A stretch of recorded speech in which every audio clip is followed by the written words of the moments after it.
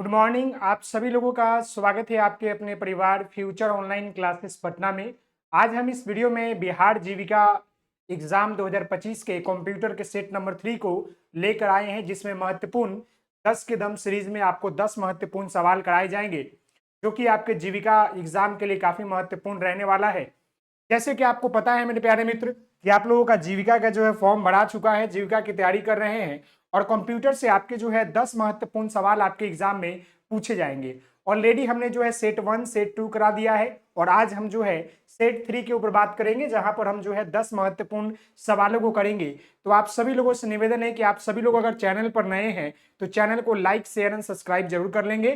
साथ ही साथ हम सभी लोग जो है मिलकर एक बेहतर जो है विकल्प और एक बेहतर जो है प्लेटफॉर्म और बेहतर तैयारी करेंगे, ताकि आपके एग्जाम जो है बेहतर तरीके से क्वालिफाई हो सके। तो यहां पर ध्यान दे सकते हैं, बिहार जीविका 2025 कंप्यूटर टॉप 10 क्वेश्चन पेपर में छपने वाला सवाल है और आपके स्क्रीन पर यह पहला सवाल रहा।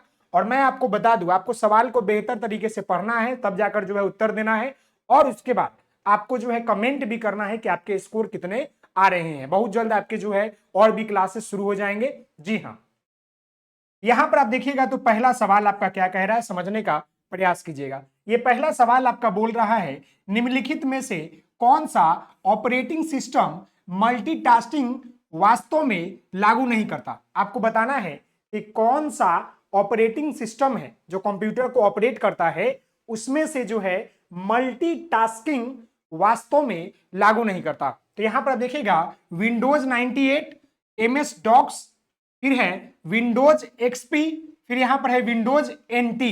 तो मैं आपको बता दूं मेरे प्यारे मित्र, याद रखिएगा कि यहां पर जो आपको लिखा गया है विंडोज, विंडोज आपका जो है 98, फिर हम बात कर ले आपको विंडोज जो है NT और फिर आपका जो है विंडोज XP।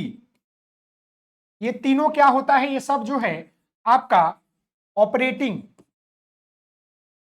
ऑपरेटिंग सिस्टम है। साथ में साथ जो है क्या कर रहा है, ये तीनों जो है आपको मैं बता दूं कि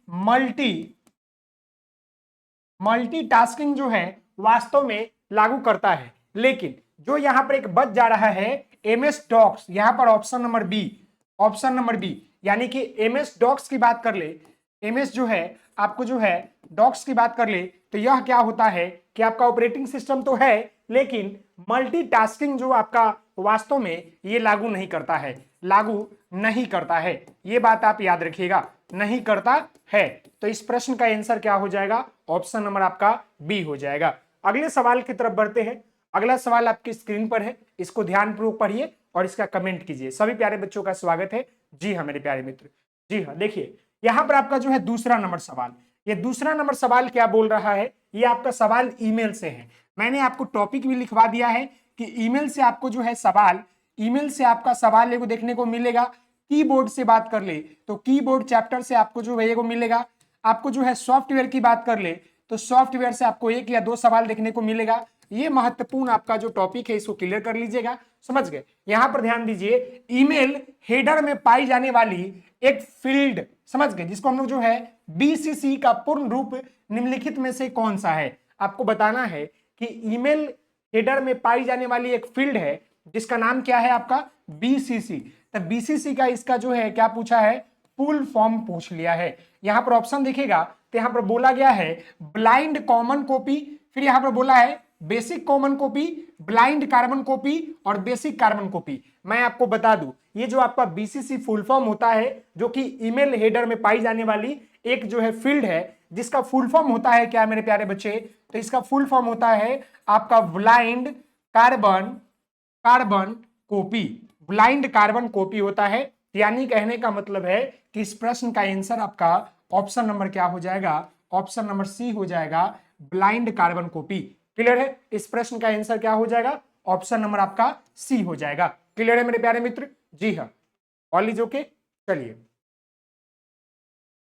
अगला सवाल, अगला सवाल, ये सवाल संख्या 3 नंबर है और सवाल काफी इंपॉर्टेंट है। और मैं आपको बता दूं एग्जाम में आप लोग जो है कंप्यूटर में, आपको पता है कंप्यूटर के कीबोर्ड की बात कर रहे हैं और फंक्शन की से आपके सवाल आएंगे ही आएंगे। वो याद रखिएगा, टोटल आपका फंक्शन की कितना होता है, F1 से लेकर आपका जो है F12 होता है, F जो है 12 होता है, यानी टोटल अगर फंक्शन की बात कर लेंगे तो 12 को फंक्शन की होता है। और आपको वही सवाल यहां से पूछा है मेरे प्यारे मित्र कि एक्सेल में कौन सी फंक्शन की एडिट मोड पर ले जाने में मदद करती है। एक्सेल की बात किया है, आप लोग जानते होंगे एक्सेल में क्या होता है। तो एक्सेल में हम लोग जो है डाटा वाटा को संरक्षित करते हैं।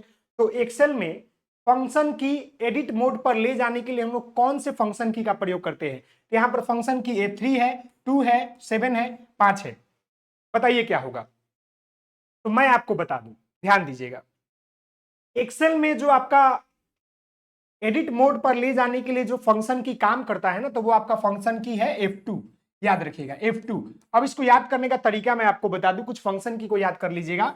F1 फंक्शन की, आपका F2, फिर यहां पर आपका F3, फिर यहां पर आपका जो है F5, फिर यहां पर आपका F7 और फिर आपका F12। ये काफी इंपॉर्टेंट है, इसको आप लोग याद कर लीजिएगा। यहां पर आपको एग्जाम में इससे सवाल पूछेगा ही पूछेगा। देखिए मैं आपको एक एक चीज करके आपको बता दूं ताकि आपको दिक्कत नहीं हो। जैसे ही आप F1 क्लिक कीजिएगा, ये किसकी बात कर रहे हैं, ये सारे आपके जो है फंक्शन की बात कर रहे हैं। ये सारे आपके जो है मेरे प्यारे बच्चे फंक्शन की है, सारे क्या है, ये फंक्शन की है जो कि एग्जाम में आपसे पूछ लेगा। तो जैसे आप F1 क्लिक कीजिएगा तो यहां पर आपका जो है हेल्प विंडोज खुलता है, हेल्प जो है विंडोज खुलता है। F2 की बात कर लेंगे तो यहां पर जो है एडिट मोड खुलता है, एडिट मोड खुलता है। F3 की बात कर ले तो F3 जो होता है आपको फाइल एंड फोल्डर खोलने में मदद करता है, फाइल एंड जो है फाइल एंड फोल्डर खोलने में मदद करता है। F5 से हम लोग क्या करते हैं बाबू, तो रिफ्रेश करते हैं, F5 से हम लोग जो है रिफ्रेश करते हैं। F7 से बात कर लेंगे तो ये स्पेलिंग चेक करता है, ये क्या करता है, स्पेलिंग चेक, ग्रामर चेक। और F12 का मतलब होता है सेव एज खुलता है, सेव एज खुलता है। ये बात आप याद रखिएगा। इतनी सारी आप जो है विंडोज फंक्शन की याद रखिएगा, फंक्शन की जो कि आपके एग्जाम के लिए काफी महत्वपूर्ण है, जीविका एग्जाम के लिए। क्लियर है जी हाँ। आगे बढ़ते हैं, अगला सवाल। अगला सवाल यहां पर आपका चौथा नंबर, ये चौथा नंबर सवाल है और ये सवाल को देखिएगा क्या कह रहा है। ये सवाल आपका यहां पर बोल रहा है निम्नलिखित में से किसे सुपर नेटवर्क या मेगा नेटवर्क कहा जाता है। आपको बताना है मेरे प्यारे बच्चे कि सुपर नेटवर्क, समझ गए, सुपर नेटवर्क की बात कर ले या मेटा, समझ गए, मेटा नेटवर्क,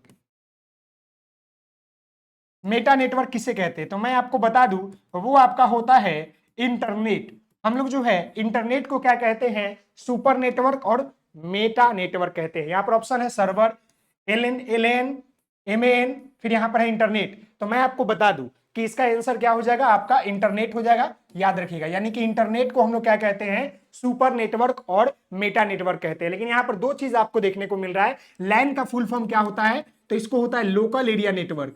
लोकल एरिया आपका क्या होता है, नेटवर्क। क्लियर है। और यहां पर मैन का होता है मैनुपुलाइट एरिया नेटवर्क। क्लियर है ना, मैनुपुलाइट एरिया नेटवर्क, याद रखिएगा, याद रखिएगा जी हाँ। अगले सवाल की तरफ बढ़ते हैं। अगला सवाल यहां पर आपका 5 नंबर है। ये सवाल को देखिए और सवाल को पढ़िए और इसका उत्तर देने का प्रयास कीजिए। साथ ही साथ आपसे निवेदन है कि अगर आप चैनल पर नए हैं तो चैनल को लाइक शेयर एंड सब्सक्राइब जरूर कर लेंगे, अपने दोस्तों और मित्रों के साथ शेयर जरूर करेंगे मेरे प्यारे मित्र। क्लियर है जी हाँ। बताइए इसका आंसर दीजिए, आप लोग फटाफट जवाब दीजिए। प्रश्न संख्या 5 है। यहां देखिएगा प्रश्न संख्या 5 क्या बोल रहा है, वह सिस्टम जो आईपीसी पते यानी कि आईपी एड्रेस को आसानी से याद रखे जा सकने वाले प्रारूप में परिवर्तन करती है, खाली स्थान कहलाती है। आपको बताना है मेरे प्यारे बच्चे कि आईपी एड्रेस जो आपको पता होगा कि एक तरह का जो है न्यूमेरिकल एड्रेस होता है, समझ गए ना। तो आईपी एड्रेस में क्या करता है कि परिवर्तन करती है, उसे की क्या कहते हैं। तो यहां पर देखिएगा domain name system, domain numbering system, pocket switching domain, यहां पर डोमेन। मैं आपको बताना चाहूंगा कि जो सिस्टम जो आईपीसी पते को आसानी से याद रख सके, मतलब याद रखे जा सके, वह प्रारूप में परिवर्तन करने के लिए हम लोग जो है प्रयोग करते हैं domain name system. Domain name system, इसका आंसर क्या हो जाएगा, ऑप्शन आपका ए हो जाएगा, ऑप्शन नंबर आपका ए हो जाएगा। क्लियर है जी हाँ। अगला सवाल, अगला सवाल यहां पर आपका 6 नंबर है। और ये सवाल पढ़िए, ये आपको मेमोरी से सवाल पूछा गया है और यहाँ पर रोम से सवाल पूछा गया है, समझ गए ना। तो बताइए यहाँ पर आपका जो है निम्नलिखित में से क्या रोम रीड ओनली मेमोरी की विशेषता नहीं है। यहाँ पर पूछा क्या है, नॉट पूछा है, यानी कि फॉल्स पूछा है। अब यहाँ पर सबसे पहले समझिएगा रोम का मतलब क्या होता है। तो एक मेमोरी का पार्ट है जो कि ये प्राइमरी मेमोरी होता है। मेमोरी का जो है ये आपका क्या है, प्राइमरी मेमोरी आपका होता है। क्लियर है, जी हाँ। और ये इसका फुल फॉर्म पूछ लेता है तो क्या होता है, रीड ओनली मेमोरी। क्या होता है मेरे प्यारे बच्चे, रीड ओनली आपका मेमोरी, याद रखिएगा। वहीं पर अगर रैम की पूछ ले तो ये क्या होता है, random access memory. Random access memory ये आपसे पूछ लेगा, दो तरीके से ये बार बार पूछा जाता है, समझ गया। और ये प्राइमरी मेमोरी होता है। अगर पूछ ले कि कंप्यूटर का प्राइमरी मेमोरी क्या होता है तो रोम होता है, सॉरी हाँ रोम होता है, रीड ओनली मेमोरी। अब यहां पर पहला विशेषता देखिए, कंप्यूटर बंद होने पर सूचना नहीं खोती है, ये बात सही है। हाँ मेरे प्यारे बच्चे कि रोम जो होता है अगर कंप्यूटर अचानक बंद हो जाए ना तो उसका जो सूचना होता है वो नहीं खोता, ये बात तो सही है। इसे अस्थिर मतलब कि वायलेट मेमोरी के रूप में जाना जाता है। नहीं बाबू, इसे वायलेट मेमोरी के रूप में नहीं जाना जाता है, इसे जो है प्राथमिक मेमोरी के रूप में, प्राथमिक यानी कि प्राइमरी मेमोरी के रूप में जाना जाता है। प्राइमरी मेमोरी के रूप में जो है जाना जाता है। यह सूचनाओं को स्थायी तौर पर संग्रहित करती है, ये बात भी सही है, ये बात भी सही है। यह बूट लोडर जैसे सिस्टम सॉफ्टवेयर को धारित करता है, ये बात भी सही है। लेकिन यहां पर जो बोल दिया है कि इसे अस्थिर मेमोरी के रूप में जाना जाता है, यह क्या है मेरे प्यारे बच्चे, तो यही आपका इसका आंसर हो जाएगा। ये लाइन जो है क्या है आपका जो है विशेषता नहीं है, ये गलत है। यह इसे जो है हम लोग प्राथमिक मेमोरी के रूप में जानते हैं, तो इसका आंसर आपका बी हो जाएगा, ऑप्शन नंबर बी। क्लियर है, जी हाँ। अगला सवाल, अगला सवाल यहाँ पर आपका 7 नंबर है और ये भी आपका इंपॉर्टेंट सवाल है। और मैं आपको बता दूं ये सवाल आपका जो है कीबोर्ड से पूछा गया है, ये सवाल आपका कीबोर्ड से पूछा गया, बार बार कीबोर्ड में आपको बता रहा हूं। और कीबोर्ड में भी जो है आपका ये फंक्शन की से पूछा गया है। फंक्शन की यहाँ पे कितने होते हैं, तो 12 गो होते हैं और 12 को याद रख लीजिएगा, इससे आपका एक सवाल देखने को मिल जाएगा। किसी विशिष्ट फाइल का नाम बदलने के लिए किस फंक्शन की का प्रयोग किया जाता है। हमने अभी जस्ट आपको बताया है कि किसी फाइल को नाम को एडिट करने के लिए या उसे मिटाने के लिए या ऐड करने के लिए हम लोग किस फंक्शन की का प्रयोग करते हैं। तो यहां पर ध्यान दीजिएगा, ऑप्शन में आपको एक वो मिल रहा है फंक्शन की टू। अभी जस्ट हमने आपको बताया है मेरे प्यारे बच्चे कि फंक्शन की टू। फिर एक बार याद रखिएगा, F1 से हम लोग क्या करते हैं मेरे प्यारे बच्चे, फंक्शन की 1 से हम लोग जो है हेल्प विंडोज खोलते हैं, समझ गए। दूसरा से हम लोग क्या करते हैं, एडिट करते हैं नाम को, फाइल का नाम को। तीसरा क्या होता है, तो ये हमारे जो है मतलब फाइल को खोलने में मदद करता है या फोल्डर को। फिर हम F5 की बात कर ले तो रिफ्रेश करता है, F5 हमारा रिफ्रेश करने के लिए काम आता है। F7 की बात कर लेंगे तो स्पेलिंग टेक करने के लिए आता है, ग्रामर के लिए। और F12 की बात कर ले तो सेव एज के लिए काम आता है। और भी बहुत सारे हैं लेकिन इतना इंपॉर्टेंट है, इसको याद कर लीजिएगा, समझ गए। और जो ये आपका F4 होता है, जो भी मतलब संग्रहित सूचना होता है उसको एकत्रित करने में मदद करता है, तो ये काफी इंपॉर्टेंट है, इसको याद रख लीजिएगा। अगला सवाल, अगला सवाल यहाँ पर आपका 8 नंबर, कंप्यूटर प्रोग्रामिंग में वायरस का सही पूर्ण रूप क्या होता है, यानी वायरस का फुल फॉर्म पूछा है। वायरस आप सभी लोगों को मालूम है मेरे प्यारे बच्चे कि वायरस क्या होता है, एंटीटोड वायरस। बताइए वायरस का फुल फॉर्म क्या होता है। ऑप्शन देखिएगा, वो देखिएगा, vital information recognise search, vital information resources under siege, समझ गए। Vital interchange result until source, vital information record user siege. मैं आपको बताना चाहूंगा कि जो वायरस का फुल फॉर्म होता है मेरे प्यारे मित्र, वो आपका होता है vital information resources under seize होता है। यानी कि ऑप्शन नंबर यहां पर जो बी है, ऑप्शन नंबर जो यहां पर आपका बी है, यही आपका क्या है मेरे प्यारे मित्र, करेक्ट आंसर है। यही क्या है मेरे प्यारे मित्र, करेक्ट आंसर है। यानी कि वाइटल इंफॉर्मेशन, समझ गए, रिसोर्सर अंडर सीज, इसका आंसर आपका ऑप्शन नंबर बी हो जाएगा। क्लियर है, जी हाँ। आइए अब हम जो है आगे बढ़ते हैं और अगला आपका 9 नंबर सवाल है। ये सवाल को पढ़िए और फिर इसका उत्तर देने का आप लोग प्रयास कीजिएगा। ये सवाल यहाँ पर क्या कह रहा है, देखिए ये सवाल आपका है, गूगल ड्राइव, स्काई ड्राइव और ड्राफ्ट बॉक्स इनमें से किसके आदर्श उदाहरण हैं। आपको बताना है कि गूगल ड्राइव, आपने देखा होगा आपके फोन में भी गूगल ड्राइव होता है, फिर आपका जो है स्काई ड्राइव होता है, फिर आपका जो है ड्रॉप बॉक्स होता है। तो ये सब जो है किसका उदाहरण है। ऑप्शन देखिएगा, वर्चुअल ड्राइव का, इंटरनेट कंप्यूटिंग का, वर्चुअल रियलिटी का, या क्लाउड स्टोरेज सेवाओं का। तो जितने भी आप देख रहे हैं यहां पर जो आपका गूगल ड्राइव है, स्काई ड्राइव है और ये जो आपका ड्रॉप बॉक्स है, समझ गए, ये तीनों जो है क्या है कि आपका जो है निम्नलिखित में से जो है क्लाउड स्टोरेज सेवाएं हैं। क्लाउड स्टोरेज सेवाएं आपके मोबाइल में भी देखते होंगे कि क्लाउड स्टोरेज भर जाता है, 5 GB रहता है, उसके बाद आपको पैसा लगता है। तो इसका आंसर क्या हो जाएगा, ऑप्शन नंबर आपका सी हो जाएगा। क्लियर है जी हाँ। अब हम जो है आगे बढ़ते हैं और आगे हम यहां पर 10 नंबर सवाल के ऊपर बात करेंगे। ये 10 नंबर सवाल क्या कह रहा है देखिएगा, निम्न में से कौन सी कंप्यूटर प्रोग्रामिंग लैंग्वेज नहीं है। आपको बताना है कि इसमें से जो है कंप्यूटर प्रोग्रामिंग लैंग्वेज कौन सा नहीं है।